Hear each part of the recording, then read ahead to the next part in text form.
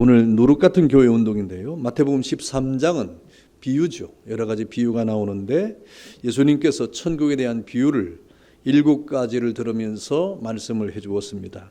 비유라고 하는 그 자체가 추상적인 것이죠. 그리고 교훈이죠. 그래서 일상생활에 친근한 사물이나 또 상황 등을 빗대어서 전달하는 어떤 수사학적 기법이 이제 비유법이라고 하는 것인데, 오늘 이 예수님께서 이 천국에 대한 비유를 이렇게 마태복음 13장을 통해서 우리에게 하고 있습니다. 이 비유를 통해서 예수님께서 이렇게 말씀하신 것은 그 전달하고자 하는 예수님의 그 메시지에 대해서 아주 인상 깊게 우리에게 이해가 되도록 하는 데 있는 것이죠.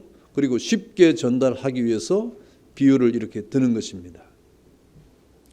예수님께서는 천국을 인간의 언어로 직접 묘사하기에는 우리가 그 인식을 하거나 또 그것을 받아들이는 어떤 지식이 약하기 때문에 예수님께서 천국을 말씀하실 때 인간적인 언어나 그런 것들로 말하면 우리는 그것을 받아들이는 것이 제약이 있다, 한계가 있다 이 말입니다. 어떤 인식 작용에도 한계가 있다 이 말입니다. 그래가지고 이렇게 예수님께서는 비유를 통해서 말씀을 하시는 것이죠. 그래 인식 작용에서 너무나 중대한 거예요. 그래서 사진처럼 딱 찍히는 건데 인식이라는 것은 그 얼마나 중요한지 모릅니다. 여러분 이 어떤 철학사나 또 미술사의 인상파라고 하는 것이 대두가 될 때는 18세기, 19세기 초에 튜브가 발명이 되면서 인상주의파가 이렇게 설립이 됐답니다. 야외에 가면 얼마나 복잡합니까? 그런데 튜브가 이렇게, 우리 옛날에 튜브 많이 써봤잖아요. 물감 튜브. 그게 이제 개발이 되면서 미술도가 간단해진 거예요. 그래서 모네를 비롯한 이런 인상파가 밖에 나가서 그 환경들을 딱 사진을 찍듯이 이렇게 그림을 그리기 시작해서 어떤 인상적인, 우리 사진을 쫙 찍듯이 주지시키는 그러한 미술이 발달했다고 했는데, 여러분 예수님께서 이 비유를 통해서 우리에게 어떤 인상, 천국에 대한 인상을 심어주는 겁니다. 그리고 이해를 하게 하고 그것을 쉽게 알아듣도록 예수님께서 비유로 말씀하셨다는 것이죠. 그래서 친숙한 생활 풍경의 소재나 그 특성을 이렇게 가르치고자 했던 것입니다. 그러나 예수님이 모든 것을 다 비유로 말씀하신 것은 아닙니다. 그런데 이 비유는 그 형식과 내용에 있어서 아주 쉬운 겁니다. 예수님께서 뭐 이렇게 하늘을 나르는 새를, 저 하늘을 나르는 새를 보아라, 들의 백합화를 보아라 하면서 거기에서 있는 그런 사물이나 그런 어떤 환경들이나 상황들을 통해서 이렇게 말씀하시는 그런 것들이기 때문에 매우 쉬운 것입니다. 그래서 듣는 사람들에게 참 이해하기 쉬운 것은 틀림이 없죠. 그런데 이상하게 이렇게 쉽게 비유를 들어서 설명함에도 불구하고 그것을 알아듣지 못하는 부류들이 있었습니다. 참 이상하죠. 예수님께서는 쉽게 설명하기 위해서 비유로 말씀하시고 그 비유를 통하여 이렇게 천국에 대한 그 어떤 내용이나 형식을 말씀하고 있는데 그 비유를 들으면서도 이해를 못하는 부류들이 있었다 하는 겁니다. 예수님께서 이토록 쉽게 말씀하시는데도 알아듣지 못하는 이유가 무엇입니까? 그 부류들이 누구입니까? 당시 유대인들이었어요. 왜 그런가 하니까 유대인들은 예수님의 비유를 들을 때 그것을 이해하려고 들은 것이 아니라 자신들이 가지고 있는 고정관념을 가지고 들으려고 하니까 이해가 안 되는 거예요. 당시 유대인들이 가지고 있었던 천국과 하나님 나라에 대한 이해가 예수님과 너무나 달랐다 이 말입니다. 그래서 아무리 쉽게 얘기해도 못 알아듣는 거예요. 여러분 우리가 주의 말씀을 들을 때도 마찬가지입니다. 하나님 말씀을 들을 때 성경을 해석하고 성경을 풀어서 이렇게 설명을 하고 그 말씀을 증거할 때 우리가 그것을 미처 깨닫지 못하는 것은 우리의 고정관념이 때로는 그런 작용을 하게 될 수도 있는 겁니다. 유대인들이 가지고 있는 천국은 어떤 것입니까? 지상적이고 또 정치적인 그러한 왕국으로 이해를 했어요. 이 하나님의 나라를. 그래서 언젠가는 메시아, 하나님께서 예언하시고 약속하신 메시아가 이 땅에 오실 것이다. 그리고 이 땅에 오셔서 그 모든 잃어버린 땅을 되찾는다 이 말. 열방을 심판하고 이 모든 나라를 심판하고, 그리고 예수님께서 메시아 되신 분이 오셔서 그 모든 잃어버린 다윗의 왕권을 되찾고 그리고 이스라엘 영광을 회복할 것이다. 그리고 예루살렘의 그 왕국을 형성하고 모든 나라를 다스릴 것이다. 이것이 유대인들이 가지고 있던 천국과 하나님의 나라에 대한 개념인 것이죠. 그러니까 그 개념을 가지고 예수님의 비유를 아무리 들어도 이해가 안 되는 거예요. 못 알아듣는 거예요. 여러분, 아무리 쉽게 말씀을 했지만 저들이 알아듣지 못함으로 오해를 한 겁니다. 그러나 오늘 예수님께서는 이러한 비유를 통하여 우리 그리스도인들이 깨달아야 될 하나님의 나라가 무엇인가 하는 것을 말씀을 하고 있는 것이죠. 여러분, 우리 그리스도인이 된다고 하는 것은 이 그리스도와 더불어서 그 삶 속에서 일어난 생명의 변화, 축복의 변화, 그런 변화의 체험들을 가지고 있는 것이 바로 그리스도인 것입니다. 예수 믿는 사람들은 우리 속에서 어떤 변화가 있어야 돼요. 새로운 피조물로서의 변화의 삶을 살아내야 되는 겁니다. 그것이 그리스도인인 겁니다. 여러분, 오늘 본문의 말씀처럼 가루 소말 속에 갖다 놓은 누룩이 전부를 부풀게 한 것처럼 우리 속에는 뭔가 하나님의 은혜와 말씀이 우리를 이렇게 변화시키는 새로운 감동을 통해서 변화된 삶을 살아가는 것이 바로 진정한 그리스도인이 되는 것입니다. 그러한 변화의 종교의 특색을 우리에게 알려주는 가운데 예수님께서 오늘 누룩 비유를 하고 있는 것이죠. 결국 우리 그리스도인들이 모여서 이렇게 하나님 앞에 예배하는 이것이 교회예요. 그러므로 오늘 누룩 비유는 바로 누룩 같은 교회 운동의 표본을 우리에게 알려주고 있는 겁니다. 그래서 오늘 본문의 내용들은 교회 운동을 목적으로 나타낸 비유인데 오늘 33절에 나타난 천국은 마찬가지로 이 세상의 하나님의 나라, 교회를 가리키는 것입니다. 이 교회를 뭐라고 표현했냐면 여자라고 했죠. 33절에 천국은 마치 여자가 그랬습니다. 성경은 이 교회를 여자라고 묘사하는 것이 참 많아요. 요한계시록에도 보면 이 교회를 여자라고 이렇게 표현하는 것이 많이 있습니다. 그 여자라고 표현한 이유는 이 생산성을 두고 하는 말이에요. 그 생명을 품는 그러한 모습을 두고 이렇게 비유적으로 은유적으로 표현한 것입니다. 겨자씨 비유에서는 밭에 씨를 뿌리는 사람으로 하나님 자신을 비유했는데 오늘은 그 대조적으로 여자는 교회를 비유하고 있다라고 말씀하고 있는 것이죠. 그 여자가 가루 소말 속에 어떻게 했습니까? 누룩을 넣어서 전부 부풀게 했다. 그 여자가, 그 교회가 이 말이죠. 그 여자가 그 가루 소말 속에 그 누룩을 넣어가지고 전부를 부풀게 했다 그랬습니다. 여러분, 예수님은 빵을 주시고 나는 팔레스틴의 식생활을 잘 알고 있습니다. 여기에 가루 소말이라고 하는 것은 약 그 당시에 10명이 먹을 수 있는 양분의 그 가루를 말하는 거예요. 그러니까 10명의 가족이 하루의 식량의 그런 양이 되는 겁니다. 거기에 그 누룩을 넣어서 그것을 전부 부풀게 했다. 식량으로 만들었다 이 말이죠. 여러분, 누룩은 우리가 잘 아는 것처럼 빵을 부풀게 하는 것입니다. 또 그 발효시키는 것입니다. 그런데 성경을 보면 이 누룩에 대해서 좀 안 좋게 설명한 것이 많아요. 그래서 인간이 교만이나 욕망이나 부패하고 썩게 하는 그런 악한 교훈을 상징할 때 이 누룩을 많이 사용했습니다. 그런데 오늘 본문은 좋은 의미로 사용하고 있죠.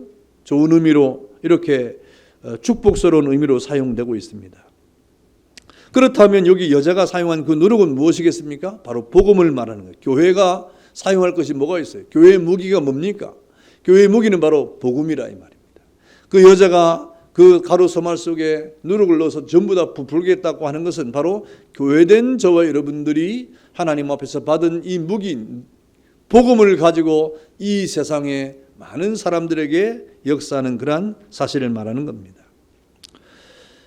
예수님은 교회를 향하여 세상의 빛이요 소금이라고 말씀하시기도 했지만 오늘 복음의 그것을 비유함으로 오늘 이 교회가 이 세상 속에서 복음을 가지고 세상을 향하여 그것을 던져야 된다.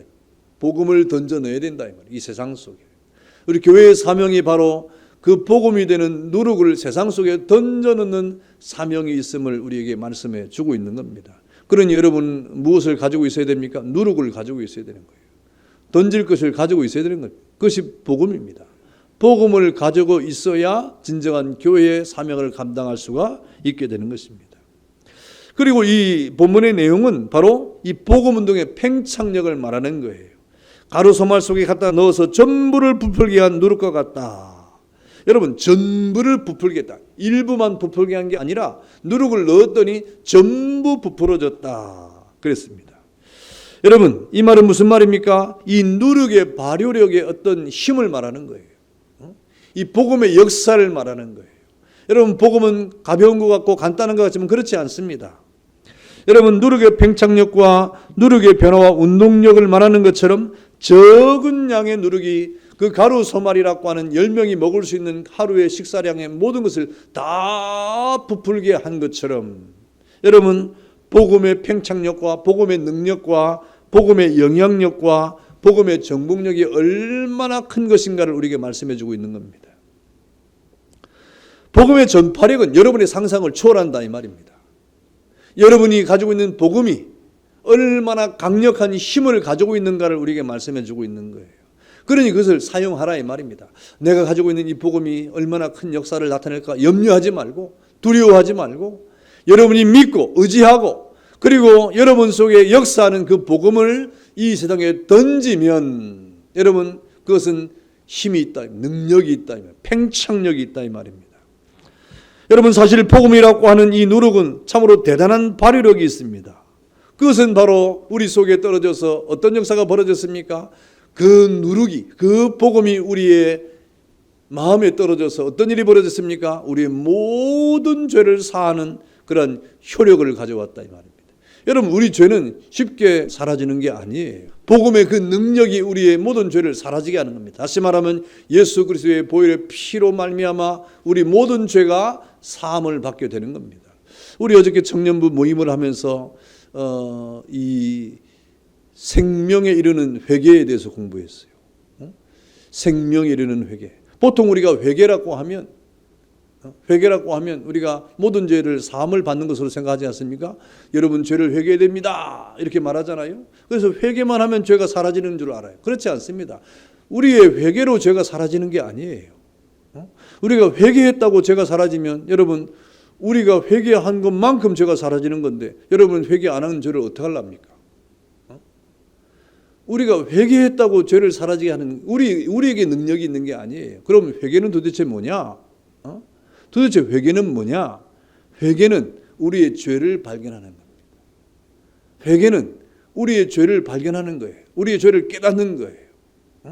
여러분, 우리의 죄가 발견되어지고 우리의 죄가 깨달아지면 어떻게 됩니까? 놀래죠. 사람이 깜짝 놀래죠. 이야, 이런 죄가 내게 있단 말이냐?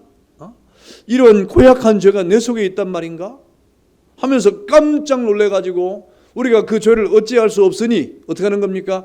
주여 하고 자기 죄를 발견함에 대한 그런 간절한 간구가 회개예요.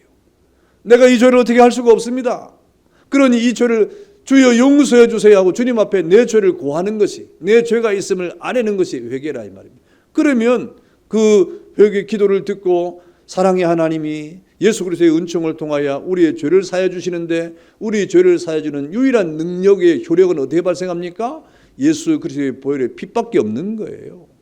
우리의 회개 때문이 아니라 예수 그리스도의 보혈의 피가 우리의 죄를 사해 주는 겁니다. 그래서 여러분, 이걸 혼동하면 안 돼요. 내가 회개했으니까 죄가 없어졌겠지. 아니에요. 예수님이 우리에게 찾아오셔야 돼요.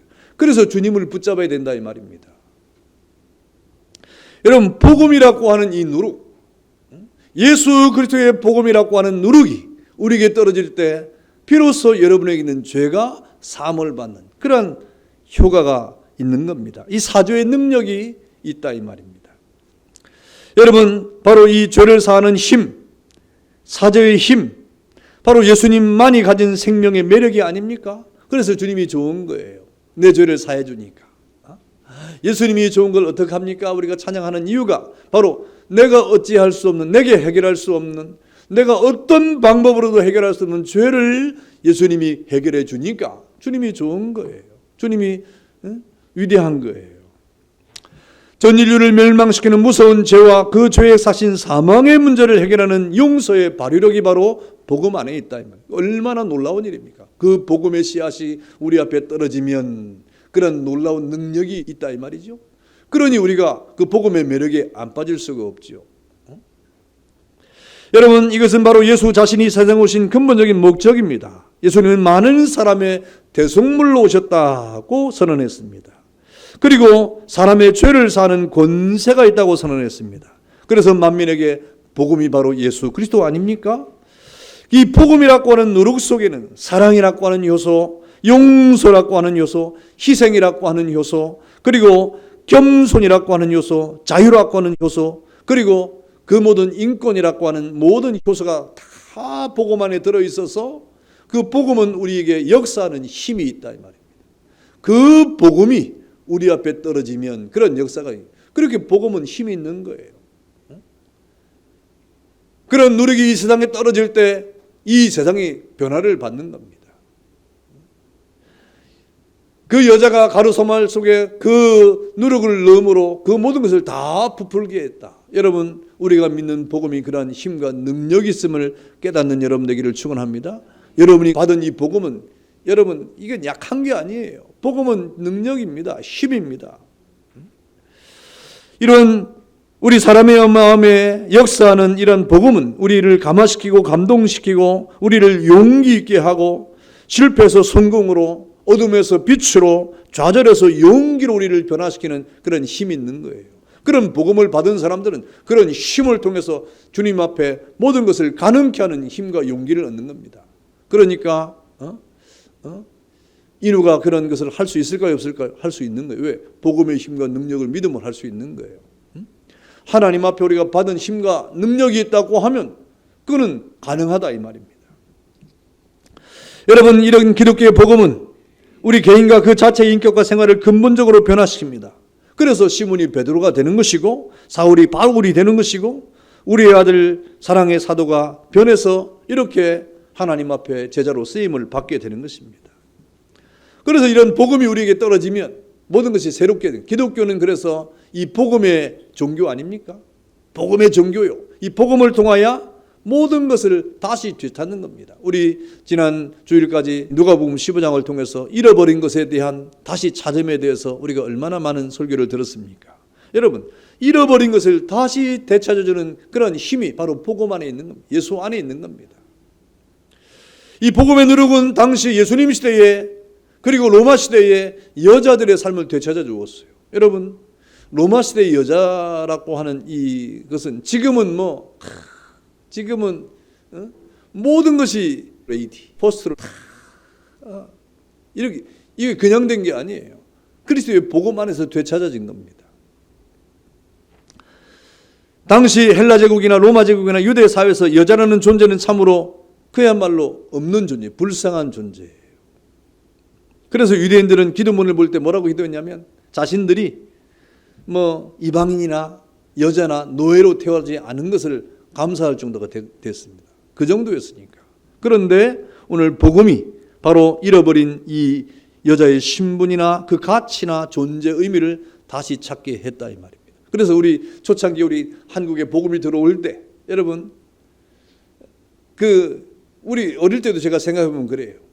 우리 어머니들 이름을 부를 때 본인의 이름이 한 번도 불려진 적이 없어요. 우리 어머니도 마찬가지. 우리 어머니도 다른 이웃에 있는 아주머니가 이렇게 부를 때 엄마 이름을 부른 적이 없어요. 누구 엄마? 제 이름을 붙여서 불렀어요. 성철이 엄마 이렇게 불렀지 본인 이름은 한 번도 불려진 적이 없어요. 그런데 교회 가면 다 자기 이름을 불려줍니다. 누구누구 집사님, 누구누구 권사님 이름을 교회에서 되찾아줬어요. 이름을. 여러분도 마찬가지 아닙니까? 여러분이 어디서 이름을 불려주겠어요? 교회에 오니까 누구누구 집사님, 누구누구 권사님 이름이 다 불려지잖아요. 그 고귀한 이름들이. 그렇게 되찾아지는 이름들, 교회 안에서, 기독교 안에서 여러분의 그 여자의 어떤 인권이 되찾아지는 그런 역사가 성경의 기록입니다. 아이들의 존재도 마찬가지입니다. 또 병든 자와 악한 자도 마찬가지입니다. 여러분, 노인의 삶에도 마찬가지입니다.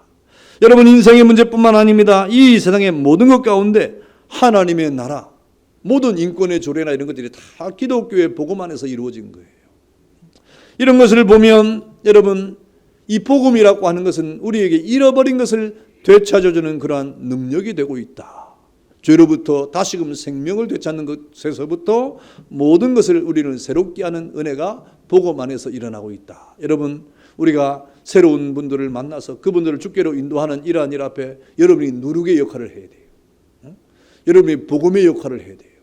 그분들을 잘 인도하는, 또 전도에서도 마찬가지입니다. 또 여러분 이렇게 교사나 구역장도 마찬가지입니다. 여러분이 하나님 앞에 복음의 누룩을 감당하도록 우리에게 부름을 받았다는 사실을 기억을 해야 됩니다. 그 다음에 오늘 본문의 13절은 또 어떤 비유를 우리에게 또 이렇게 말씀하고 있는 것입니까? 교회의 양면성입니다. 교회의 양면성.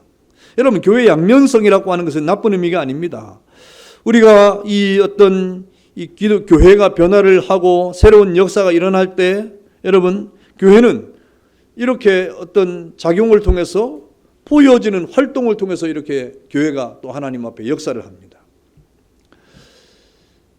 그런데 그런 역사는 바로 보이지 않는 누룩의 역사인 거예요. 그래서 교회는 양면성이 보여지는 것이 있고 보여지지 않는 것이 있다 이 말입니다. 그런데 중대한 것은 보여지지 않는 힘이 보여지게 하는 그런 역사가 나타나게 하는 것이죠. 그러니까 가루 속에 들어간 누룩이 보이지 않지만 그것은 무서운 발효력을 통해서 그 빵을 부풀게 한다 이 말입니다. 여러분이 그리스도인의 삶을 살아가는 것은 그냥 사라지지 않는다는 말입니다. 여러분이 이렇게 복음의 역사를 통하여 하나님 앞에 은혜를 받고 성도의 삶을 살아가는 것은 그냥 살아갈 수가 없는 거예요. 그 속에 뭔가 있어야 되는 겁니다.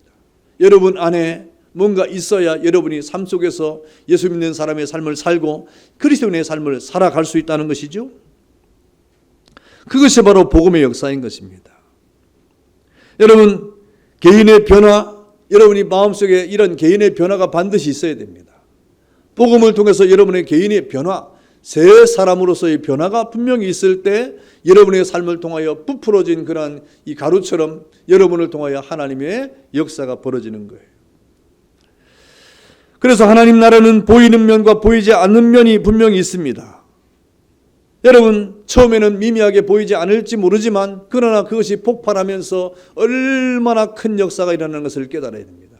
여러분, 우리가 새가족부 섬김이라고 하는 것이 우리 작은 모임이 절대 아니죠. 여러분이 기도팀으로, 찬양팀으로, 섬김팀으로, 봉사팀으로 이렇게 팀을 나눠서 하는 것이 작은 미미한 활동이 아닙니다. 그것을 통하여 여러분 하나님의 뜻이 이루어지는 것이고 그것을 통하여 하나님의 복음의 역사가 벌어지는 거예요. 그 위력을 나타내게 되는 것입니다. 이것이 바로 하나님께서 오늘 이렇게 우리에게 누룩 같은 교회의 모습을 통해서 하나님의 뜻을 보여주고 있는 것입니다. 성도 여러분, 예수라고 하는 한 사람이 이 세상에 와서 죄인의 죄값을 대신하는 십자가의 대속을 죽지 않습니까? 하늘의 밀알이 땅에 떨어져 이렇게 썩어져 있는데 그런데 그 결과 얼마나 많은 열매를 맺었습니까? 그 대속의 사랑이 죄인들의 마음에 자리를 잡으면서 실로 형용할 수 없는 새로운 삶의 변화를 통하여 수많은 사람들의 구원의 역사가 벌어지지 않습니까? 이렇게 작은 것이지만은 여러분 이 겨자씨만한 믿음이 땅에 떨어지고 겨자씨만한 복음이 땅에 떨어질 때 그것의 결과가 얼마나 많은 결실을 맺는가를 우리는 지금 보고 있는 겁니다. 이것은 하나님의 약속이에요. 아브라함에게 약속했습니다. 이삭에게 약속했습니다. 야곱에게 약속했습니다. 요셉에게도 약속했습니다. 여러분, 아브라함에게 하나님이 뭐라고 말씀하십니까? 그 아브라함을 이끌어내시는 가운데 저 하늘의 별을 보아라 이 말입니다. 내 자손이 저렇게 별과 같이 많을 것이다. 저 바닷가의 모래를 보아라. 내 자손이 저렇게 편만하게 많아질 것이다 라고 약속을 하지 않습니까? 그 약속은 바로 예수 그리스도의 메시아를 통한 이 땅에 많은 구원 얻을 백성이 많아질 것을 말씀하시는 겁니다. 여러분, 이러한 이 복음의 힘은, 구원의 힘은 이 땅에 얼마나 힘이 많은데 예술의 힘 많죠. 예술의 힘이 얼마나 좋습니까?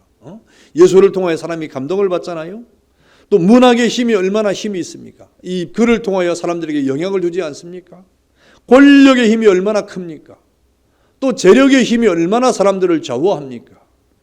이런 힘도 이 세상에서 얼마나 그 명의를 떨치면서 사람들에게 영향을 주고 있지만 그러나 근본적으로 사람을 변화시키고 본질적으로 사람을 새롭게 하고 궁극적으로 사람에게 목적을 갖게 하는 위대한 힘이 있는데 그것이 바로 복음의 힘이다 이 말입니다. 그것이 바로 누룩 같은 교회 운동인 것이라 이 말입니다. 그 누룩 같은 교회 운동에 여러분은 쓰임을 받고 있는 것이고 여러분이 하나님 앞에 작은 힘 같지만 그 작은 힘이 아니라 그것을 통하여 역사하시는 하나님의 능력을 통해서 많은 결실을 맺게 하실 것이다. 이것이 오늘 하나님께서 우리에게 주시는 그러한 위대한 주의 말씀입니다. 이 세상에서 예수 그리스도의 교회는 누룩 같은 팽창력과 발효력 그리고 전파와 확정력을 가지고 있는 것이죠. 그것이 바로 30배, 60배, 100배의 결실이라고 하는 겁니다. 여러분을 통하여 우리 하나님께서는 30배, 60배, 100배의 결실을 맺고자 하신다. 여러분, 이것을 믿음으로 받는 사람은 그 믿음을 통하여 하나님의 은혜를 맛보는 거예요. 여러분, 이러한 성장력을 통해서 바로 우리에게는 이 예수 그리스도의 복음이 얼마나 힘이 있는가를 깨달아야 됩니다. 우리 속에서 역사하시는 복음의 힘, 또 그것이 던져졌을 때 나타나는 복음의 힘, 그것이 발효력을 통하여 30배, 60배, 100배의 결실을 맺는 놀라운 힘을 우리는 경험을 해야 되는 것입니다. 한 알에 밀이 떨어져 그것이 한 알 그대로 있으면 아무 열매를 맺지 않지만 썩어지면 많은 열매를 맺는다고 말씀하지 않습니까? 그런 예수 그리스도의 이 땅에 오심을 통하여 이 땅에 많은 구원의 역사가 일어나는 것처럼 예수님의 그러한 섬김, 겸손을 통하여 우리는 교훈을 받지 않습니까? 여러분이 그러한 하나님 앞에 섬김의 자세를 통하여 복음의 힘과 능력을 통해서 많은 결실을 맺는 경험을 하고 그런 경험을 통해서 과연 복음의 힘과 능력이 이렇게 폭발력이 있구나. 이 복음의 힘과 능력이 역사하는 힘이 있구나 하는 이러한 사실을 경험하고 또 체험하는 그런 은혜가 있기를 주의 이름으로 축원합니다. 기도하겠습니다.